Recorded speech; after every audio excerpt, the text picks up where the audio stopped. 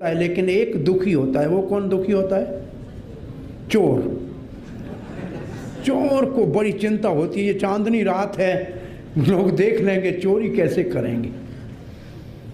तो ये चारों ओर चांदनी की तरह चमक रही है अयोध्या, लेकिन देवता अपने बाल खींच रहे हैं कि ये राज रामचंद्र का राज अभिषेक हो गया, तो ये यहां राज करेंगे, तो रावण को मारेगा कौन?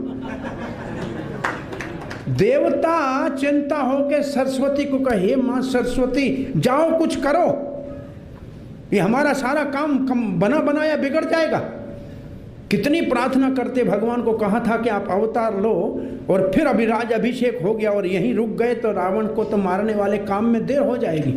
सरस्वती ने कहा, ये काम तो इतने खुशी के मौके पे मैं जाके कोई मुश्किल खड़ी कर दूं, लेकिन क्या करूं, कर्तव्य पालन करना है। वो घूम के देखती है तो पूरे अयोध्या के अंदर एक भी ऐसा नहीं है जिसके हृदय में राम का प्रेम पूर्ण भरा हुआ नहीं हो। तो अब किसको जाके देखे? घूमते घूमते एक ही व्यक्ति उसको दिखाई दिया जिसके हृदय में राम के लिए प्रेम नहीं था, और वो थी कुबड़ी मंथरा। और सरस्वती ने जाके कुबड़ी मंथरा के ऊपर अपना जादू चलाया।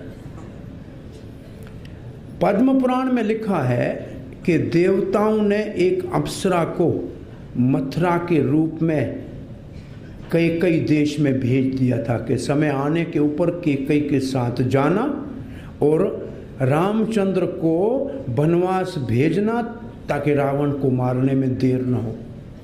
ये वर्णन भी अपनी जगह पे है।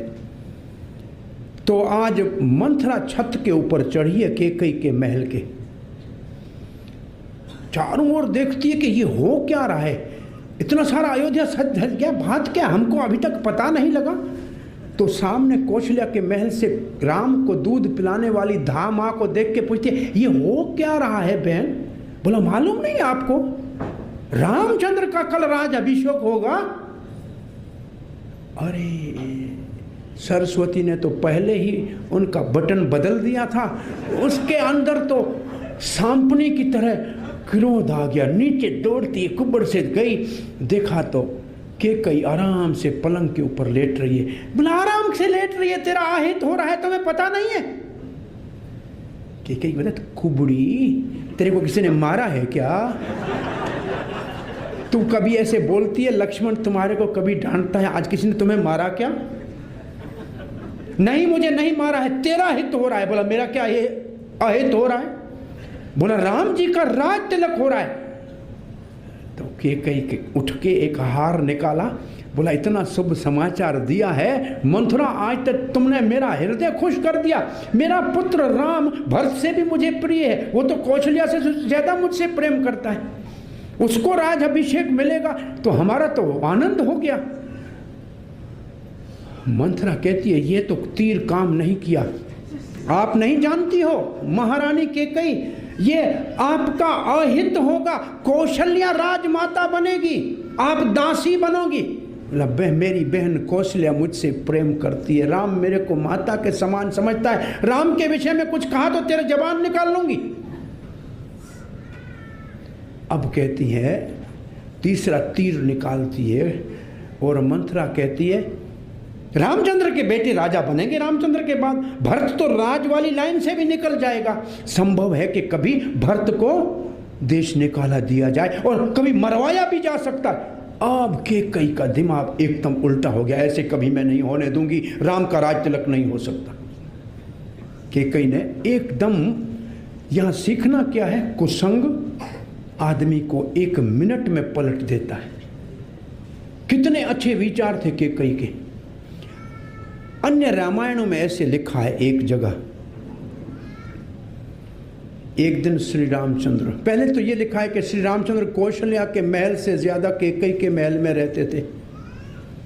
केकई उनसे कौशल्या के समान ही प्रेम करती थी, और रामचंद्र कहते, कौशल्या मेरी जननी है, ये मेरी इच्छा पूर्ण नहीं कर सकती है जो मुझे चाहिए, जिस काम के लिए मैंने अवतार लिया है, लेकिन ये मेरी छोटी माँ, ये मुझसे इतना प्यार करती है कि मेरे लिए ये बदनामी सह लेगी। तो एक दिन ऐसे लिखा है रामचंद्र पीछे से आके कैकेयी की आंखें बंद कर दी। तो कैकेयी ने हाथ को पकड़ के कहा, प्रिय राम। बोला हाँ माँ। बोला आंखें खोलो, पहचान लिया? बोला नहीं, एक वचन दो। बोला क्या वचन? मेरे प्राण ले लो बेटा, तुमको क्या चाहिए? नहीं, बोला पहले वचन दो फिर। बोला शब्द खा के कहती हूँ कि आप जो कहोगे वो करूँगा।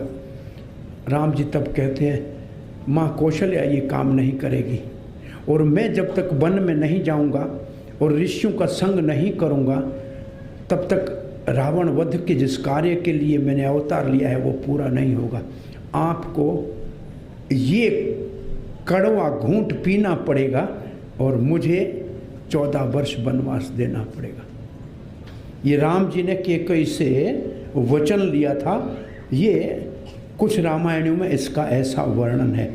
वो इस आधार पे भी माना जाता है कि कैकेयी के कार्य को भरत ने तो निंदा किया ही है, लक्ष्मण ने तो बहुत बुरा कहा है, महाराज दशरथ ने बुरा कहा है कैकेयी को, वशिष्ठ गुरु ने बुरा कहा है, लेकिन राम जी के मुख से कभी कैकेयी के लिए अपशब्द तो निकला ही नहीं है। उनके सामने कोई कैकेयी की बुराई करते थे तो कहता है मेरी माँ के लिए दोष वो अर्पण करेगा जिसने कभी साधुओं का संग नहीं किया है। और कहते हैं कि राम जी वनवास से आके पहले कैकेयी के महल में गए और उनसे मिले। ये माँ ने राम की इच्छा पूरी करने के लिए, इसको कभी देखना ऐसे चाहिए,